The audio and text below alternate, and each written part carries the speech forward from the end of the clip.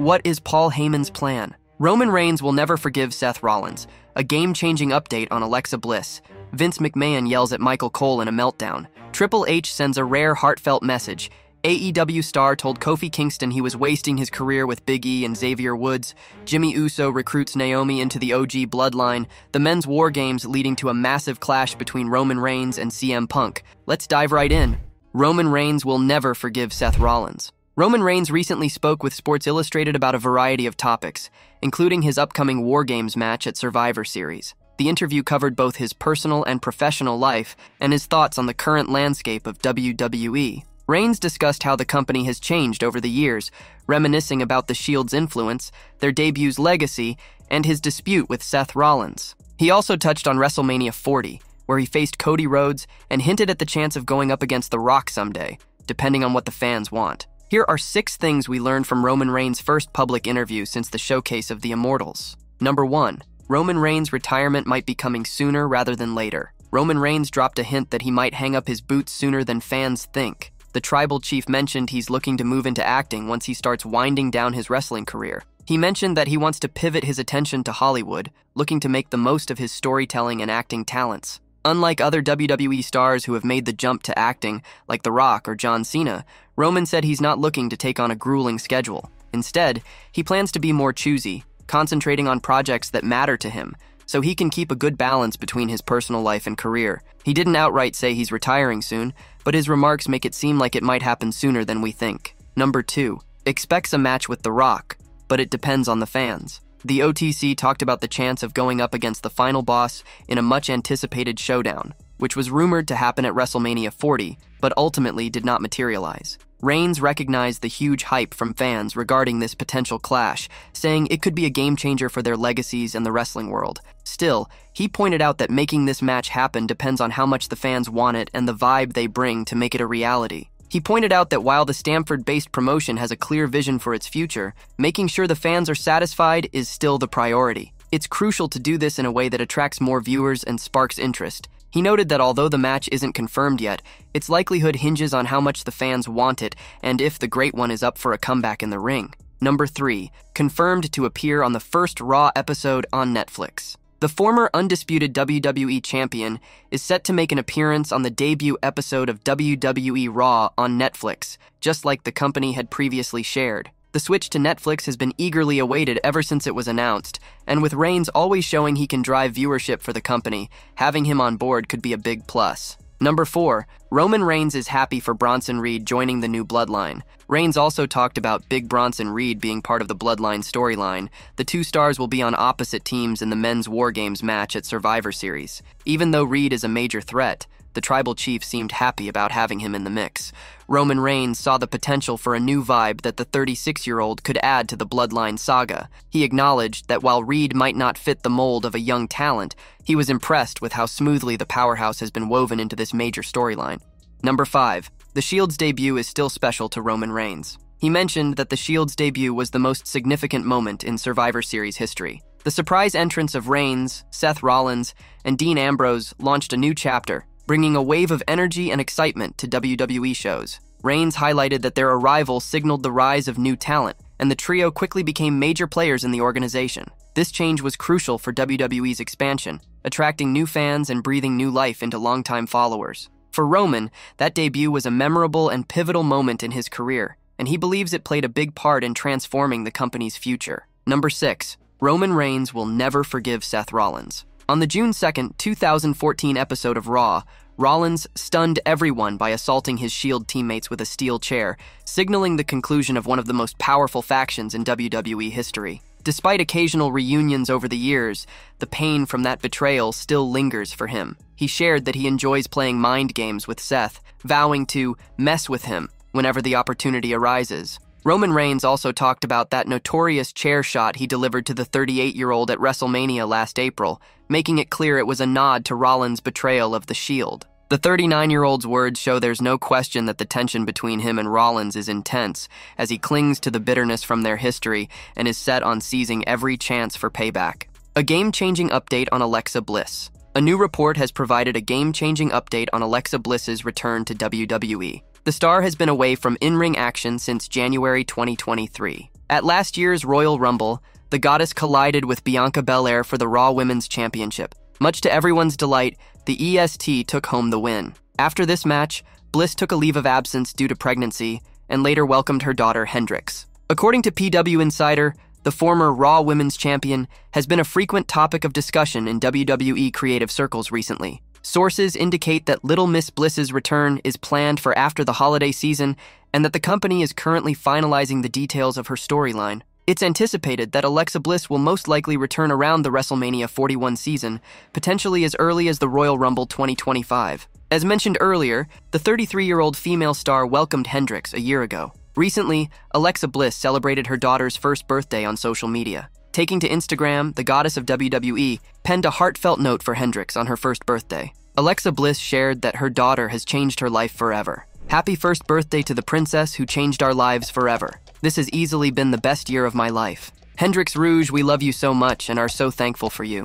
I love watching you grow, smile, and discover. I love seeing how happy you get when you see us come into your room in the mornings. I love watching your crystal blue eyes light up when your dad sings to you. I love your little laugh when you watch Miss Rachel. And I love watching you dance and your fascination with trolls, specifically Princess Poppy. Happy birthday, Hendrix Rouge. You truly give our lives purpose. Can't wait to celebrate you today and all weekend, she wrote. Fans will be on the edge of their seats if Little Miss Bliss makes her much-anticipated return at the upcoming Women's Royal Rumble match in Indianapolis on February 1st, 2025. Vince McMahon yells at Michael Cole in a meltdown. Michael Cole began commentating for WWE in the late 1990s during the company's popular Attitude Era. World Wrestling Entertainment Hall of Famer John Bradshaw Layfield, JBL, recently recalled how Vince McMahon once yelled at Cole after an error during a live Raw episode. On January 11th, 1999, Dennis Knight was renamed Midian as part of The Undertaker's Ministry of Darkness storyline.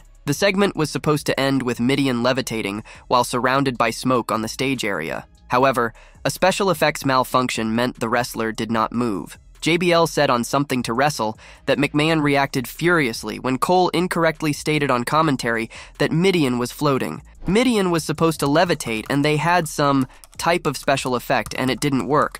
But Michael Cole had not gotten the note that he wasn't levitating. And so Michael Cole says, "Oh, he's levitating." And Vince McMahon blew a gasket. "Michael, you dumma! Oh my god, yeah, it was a legendary meltdown by Vince." The segment concluded with a close-up of Midian with his chest cut open. The superstar was clearly not moving when Cole excitedly exclaimed, "He's floating!" King Jerry Lawler. "What the hell? What the hell is going on?" As the segment was filmed near the entrance ramp, Cole had to rely on television monitors to talk viewers through what was happening. While Vince McMahon seemingly had no sympathy for Cole's difficult position, JBL understood why his former commentary partner made the mistake. Michael, not knowingly, had made it look more preposterous, but he had been told beforehand that Midian was going to levitate, and nobody didn't tell him not to say it. That was one of Vince's epic meltdowns on Michael Cole. More than 2 decades on, Cole has been WWE's lead play-by-play announcer for several years. He currently calls the in-ring action alongside color commentator Corey Graves on SmackDown.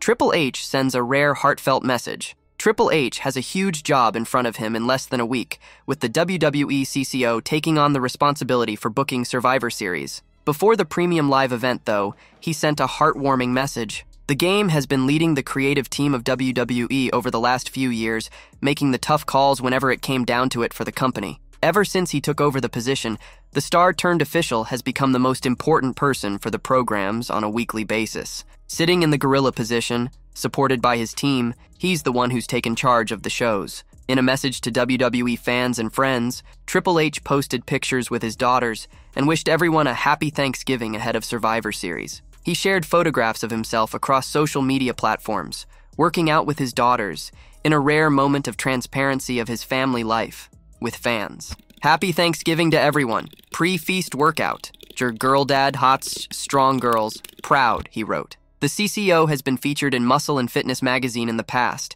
and it appears that his family is working on continuing that legacy as well. Triple H had to retire from wrestling, as was announced ahead of WrestleMania 38. The star put his boots in the ring and exited the business as a legend. He had to call time on his career due to issues he was facing with his health, especially his heart. He had no option but to pull the curtains on a storied in-ring career. However, for fans of the game, thankfully, his involvement on the creative side seems to be the future of the company at this time. Triple H's role as WWE's CCO has proven critical for the company in the recent boom period. He has helped build the Stamford-based promotions product as an attraction in the biggest recent years for WWE, with fans attending shows and looking forward to the storylines that are being presented. AEW star told Kofi Kingston he was wasting his career with Big E and Xavier Woods. A top AEW star once told Kofi Kingston that the latter was wasting his career with Big E and Xavier Woods. The personality being talked about here would be none other than Paul White, formerly known as The Big Show. Kofi Kingston, Big E, and Xavier Woods did not have much going on for them before they formed the New Day. While Kofi was stuck in the mid-card, the other two stars' positioning was even worse. In a new video on WWE's official YouTube channel, Big E and Xavier revealed that The Big Show told Kofi that he was wasting his career with the duo. To make matters worse, the world's largest athlete said this to Kingston right within earshot of Big E and Woods. "We were hearing stories in the writer's room of us being laughed at any time our names were brought up. We always mentioned Big Show because he came back and apologized. But in front of me and Woods, he pulled Kofi aside and said, 'What are you doing with these guys? You're wasting your career.' We're within earshot. Within earshot. Him coming back and saying, 'Hey guys, I was wrong,' but a lot of people did not do that." Kofi Kingston was one of the most talked about personalities in pro wrestling on the road to WrestleMania 35 in 2019. The 43-year-old star had suddenly become a fan favorite, and people wanted nothing but to see him win the WWE Championship at the grandest stage of them all. Mere days before WrestleMania 35,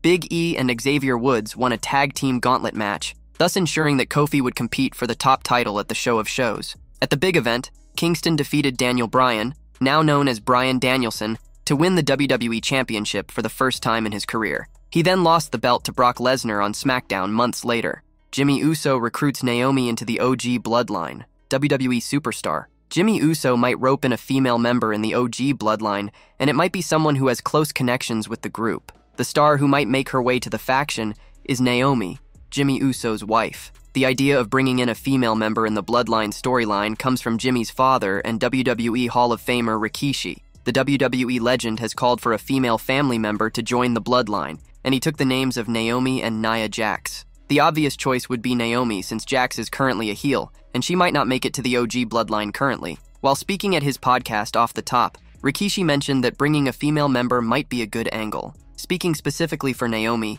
he said that the former SmackDown Women's Champion deserves to be in a top-notch angle in the Bloodline storyline. Moreover, this isn't the first time the idea of Naomi or Nia Jax joining the Bloodline storyline on TV has cropped up. There have also been discussions around it in the past, and Naomi has spoken on it. In an interview with Inside the Ropes 2 years ago, Naomi opened up about joining the Bloodline storyline in WWE, saying that it was quite weird that she wasn't a part of the faction on TV despite always being with the group backstage. However, she also remarked that when it happens, she wants it to be done properly. "I do get the Paul Heyman wisdom, and it is a little weird that I'm not in it, the Bloodline, because I'm always there with them. I'm always there. I'm always around. I'm always, annoying them. So maybe later down the road, or maybe there's somewhere for me to come in with the boys, with John and Josh, Jimmy and Jey Uso. Who knows? But definitely something I would look forward to. I would want it to be the right time, and done properly." The Wiseman, Paul Heyman, who has been the mastermind of the group ever since its inception, once spoke up about Naomi being part of the Bloodline. In an interview with Sportskeeda nearly 3 years ago, when the group only had Roman Reigns and the Usos, Heyman said that just because Naomi wasn't shown on television never meant that she wasn't part of the faction. How do you know she's not already at the table? Because it's not on television? Does everything happen on television? We're on television 2 hours a week, and tomorrow, by the way, 2.5 hours on FS1. That leaves a lot of time for the rest of the week, when there are machinations and maneuvers and negotiations and strategies and things happening that you don't see on television. How do you know she is not at the table already?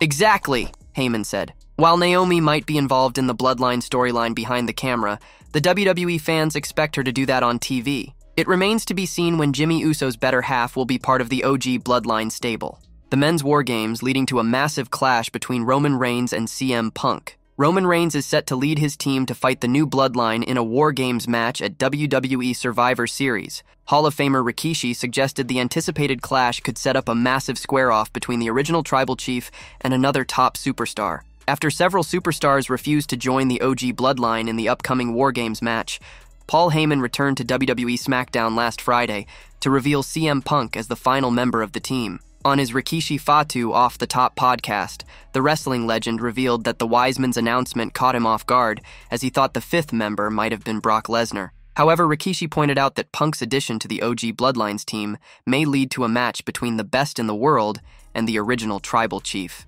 I don't know. Maybe now it's hard to say because I felt with Sami kicking Roman in the mouth, possibly something can turn off from there. But now we got CM Punk. CM Punk obviously is a bigger name. As far as then Sami, I feel Sami is a good worker, not knocking him.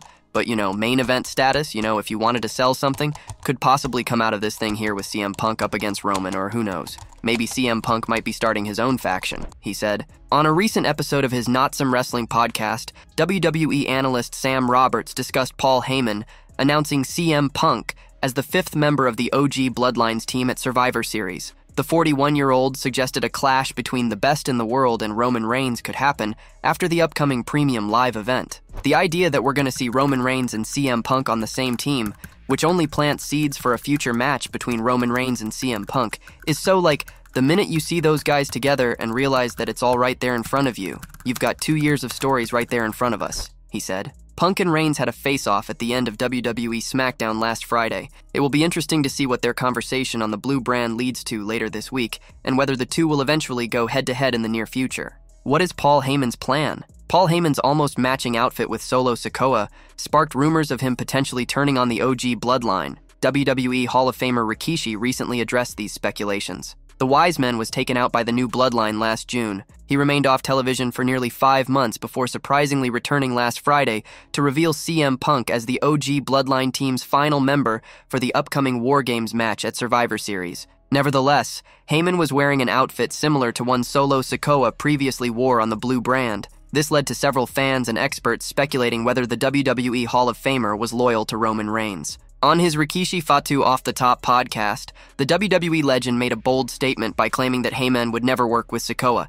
Instead, he would remain at Reigns' side no matter what. Listen, I think colors are colors, you know what I mean? Who knows? Like, the Bloodline is red and black whether they wear a suit or they have the similar suit. I don't think there's ever anything that's going to happen with Paul Heyman and Solo.